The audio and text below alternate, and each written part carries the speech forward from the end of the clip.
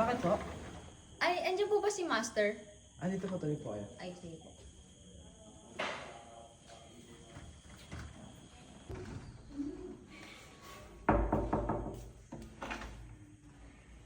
Papang? Ano yan? Hindi ka sa'yo. Naghanap sa akin? Sino? Sino yan? Sino ka? Ano sadya mo sa akin? Hindi mo na ba ako natatandaan? Ang tatandaan na. Kung sa bagay, ilang taon na nga bang nakalipas simula nung iwan mo kami? Iiwan mo kami. Itay, huwag na tayo maglokohan dito. Itay. Hindi mo ba natatandaan yung iniwan mong pamilya sa Ilocos Norte? Pamilya sa Ilocos Norte. Itay naman, hindi na tayo magmaang-maangan. Hindi mo ba talaga ako natatandaan o nagpapanggap ka lang talaga para hindi mapaya sa pamilya mo? Wala akong naalalang pamilya sa Ilocos Norte pero meron akong naging karelasyon na isang babae. Siguro nga, baka siya na nga ang tinutukoy ko, Sige kung talaga, sino ang babae na yan? si Marcelina. Si Marcelina? Wala akong naaalala. Pero alam ko nagmahalan kami. Nagmahalan. Siguro nga nagmahalan kayo at andito na ang bunga. At ikaw ang naging bunga ng aming pagmamahalan. Yun na nga. Pero maganda ang iyong ina. Nakahawig nga ang iyong mukha sa kanya. Pero ang pinagtataka ko lang, matagal lang ang panahon yun.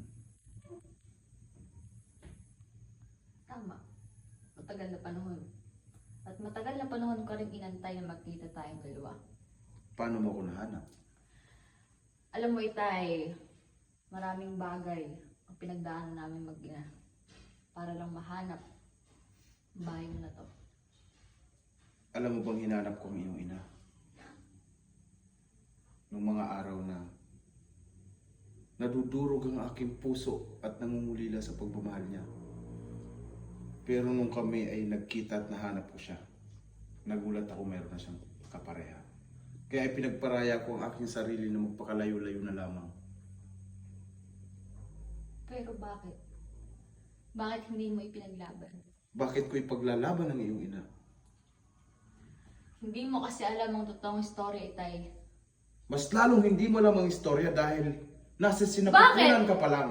Noong mga panahong naghihirap kami, nasan ka? Huwag mong yurakan ang aking pagkatao dahil anak lang kita. Hindi kita niyuyurakan, Itay. Niyuyurakan mo ako. Tinatapakan mo ang aking pagkatao. Sa anong paraan? Paano? Andito lamang ako para makipag-usap sa'yo. At ano pa ang iyong kailangan? Kaya nga humihingi ako ng konting oras mo. Para lang makausap kita kasi kailangan na kailangan namin ng tulong. Naandito na ako sa iyong harapan. Sabihin mo na lahat. Itay, sa tagal na panahon, oo, may naging karelasyon ng inay. Yun ang masakit sa akin na hindi ko matatanggap.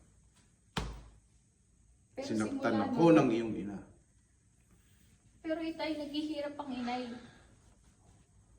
Ano Hindi mang mo ba- paghihirap niya ngayon sa paghihirap ko noon.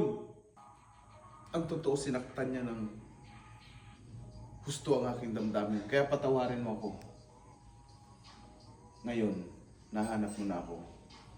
Ano ang pwede mong gawin? Hindi mo pa alam na ako ay meron ding mga karanasan na hindi nakaaya-aya sa aking buhay. Pero Itay, matitiis mo bang inay? Matitiis mo bang nagduduso siya habang ikaw nagpapakasasa sa ibang pamilya? Matitiis mo ba yon? Matitiis mo bang makitang nagiging masaya ka tapos kami Nakikita mo ba to? Nakikita mo ba to? Pagpastan mo. Tingnan mo siya. Siya lang ang naiwan kong pamilya. Isa rin akong walang asawa. Paano sinasabi mo nagpapakasasa ako na ako rin? Nakikita mo ba? Saan tayo nakatayo ngayon? Itong tinatayuan ko ay hindi namin pagmamayari. Pero kaya mo pa rin tumira sa ganitong pamamahay. Nakatira ako dahil may pambayad akong upa. Oh, sa konting magkano lamang na salapi. Magkano lamang na salapi para sa amin ni Tay. Pero ano, nagagawa mong tumira sa ganitong kalaking bahay? Nasabi ko sa'yo na nangungupahan lang kami. Anak ko, nagtatrabaho para sa akin. Mayroon din akong karamdaman. Tingnan mo ang katawan ng aking anak. Nagagawa niyang gawin ang hindi nararapat. Para lang mabuhay kami. Nangungupahan lang kami dito. Hindi mo ba alam na nagsisikap siya araw at gabi? Pinubuhay niya ako para lang din magamot ang aking karamdaman. Kaya kung sakaling may aasahan ka man, at ang perang naiitabi ko ay galing din sa kanya. Lagi siya sa gay bar. At sa umaga naman, dispatcher siya sa jeep. Tingnan mo yung mukha niya. Tingnan mo. Tapos ngayon ako ang hihingan mo ng tulong. Ikaw nga yung magandang relo, may alahas ka pa. Ito ba? Naalala ba itong relo to? Ito ang iniwan mo sa inay. Ito ang palatandaan, pagmamahalin yung dalawa. Hindi ko maalala ang relo na yan. Kasi ninakaw ko lang yan. Hindi mahalaga sa akin yan. Hindi mahalaga. Hindi mahalaga katulad ng ano? Ng iniwan mong pamilya? Ganun na lang ba ang lahat? Oo, dahil hindi mo alam dahil sa relo na yan. Nakulong ako ng ilang taon ng dahil sa relo na yan. Kaya wag mo na ipaalala. Pero bakit sa amin mo sinisisi ang mga ginawa mo? Wala akong sinisisi. Ngayon nga lang tayo nagkita. Pero bakit konting salapi lang ang hinihingi ko? Ba't hindi mo mabigay? Oo, mahirap tayo. Mahirap ka, hindi mo kayang ano. Mayroon akong natitirang salapi dito. 150 pesos na lamang ito. Kung iisipin, pambili pa namin ng bigas ito kinaumagahan. 150? Ibibigay ko na sa'yo. Aanhin ko ang pera mo na yan. Aanhin ko ang 150 pesos mo. Uulitin ko, hindi ko pera yan. Bigay lamang ng aking anak. Pero itay, naghihirap na ang inay. Nahihirapan na ako. Gabi-gabi akong umiiyak. Gabi-gabi kami nagdudusa. Iniisip ko, paano namin? Kasalanan ko ba na dumating sa buhay natin tong ganito na magkikita tayo ng ganito? Kasalanan mo yon. Kasi bubuo ka ng isang pamilya, pero hindi mo naman kayang panagutan. Anong klase kang ama? Patawarin mo ko, anak. Patawarin. Sana ganun nga lang kadali lahat, di ba? Sana ganun na lang lahat.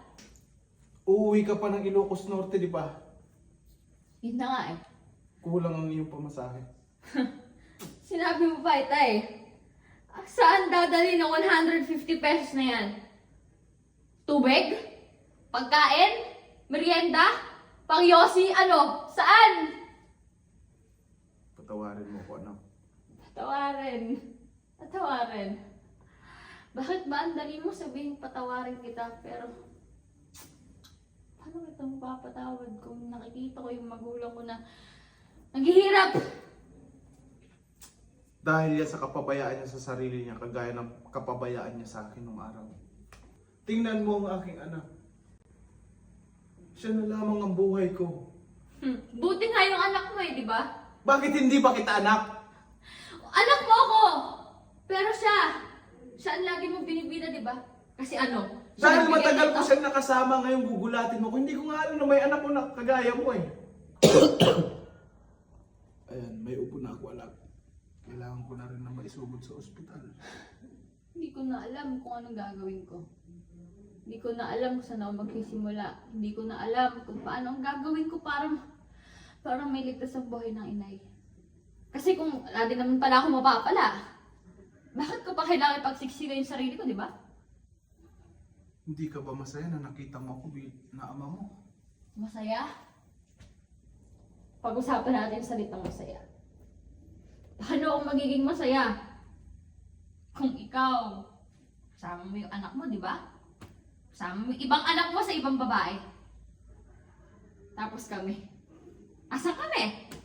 Naghihirap, mas naghihirap pa kami, di ba? kayo, may matitirang maayos, may magandang ilaw, may magandang kurtina, may magandang halaman na to. Tapos sasabihin mo sa akin ngayon, naghihirap ka? Tignan nga, tignan kung magkano tong leche na to. Ay di, benta natin yan. Etong kurtina mo to? Eto? Kang ina naman ni Tay. Ibenta mo kung may bibili. Pasensya ka na. Tay, hindi mo ba nagagets kung ano yung pinupoint ko? Pera! Pera! Pera ang pinupoint mo. Ang hirap kitain ng pera, anak. Pera. Pero ano nga ba? Ano nga ba talaga mapapala ako dito? Nagsayang ako ng oras, ng laway, ng panahon. Pagod na ako, Tay. At least nakita mo ang iyong ama. Oo, Kahit tama. pa nagpabaya ko sa inyo, Tama ka. Kahit ano pang mangyari, ama't ama mo pa rin ako. Oo, nakita nga kita. Pero hindi ko inaasahan na ganyan ka pala. Ganyan ka palang tatay. Patawarin Ganyan mo ka ako. pala paging ama. Makakabawi rin ako sa'yo. Kakabawi. Kailan? Pag dalawa ng buwan? Pag puti na ang uwak? Ano? Pag nasasalok mo ng ano? Ang dagat? Pag naubos na ang dagat? Ganun ba? Doon ka makakabawi. Tama ba? Na kapag ano? Kapag nagka-snow na sa Pilipinas? Kailan? Anak, Kasi hindi ko alam kung kailan ka makakabawi. anak, tama na. Nasasaktan ako. Nasasaktan. Tama na. Ganyan tayo eh. Nasasaktan ako. Pag kayo nasasaktan, kailangan intindihin namin. Itong edad ko na to, ginaganyan mo pa ako. Hindi mo alam. 70 years old na ako. Patawarin mo ako, anak. Ano pa nga bang gagawin ko dito, di ba? Siya, tapusin na natin to. At simula sa araw na to, total, masaya naman na yung buhay mo. May nagmamahal sa'yo, nag-aalaga sa'yo, may Paano bumubuhay magiging sa'yo. masaya? Anak, yung binigay niya sa akin yung 150, ito lang din yung budget ko 1 week. Isipin mo, anak, ang paghihirap ko, kaya tanggapin mo na to. Kung sakali mong mawala ako sa mundong to at di na tayo magkita, nabigyan kita ng 150 pesos. Hindi ko na kailangan yan. Anak, tanggapin mo. Anak, tanggapin mo. Anak!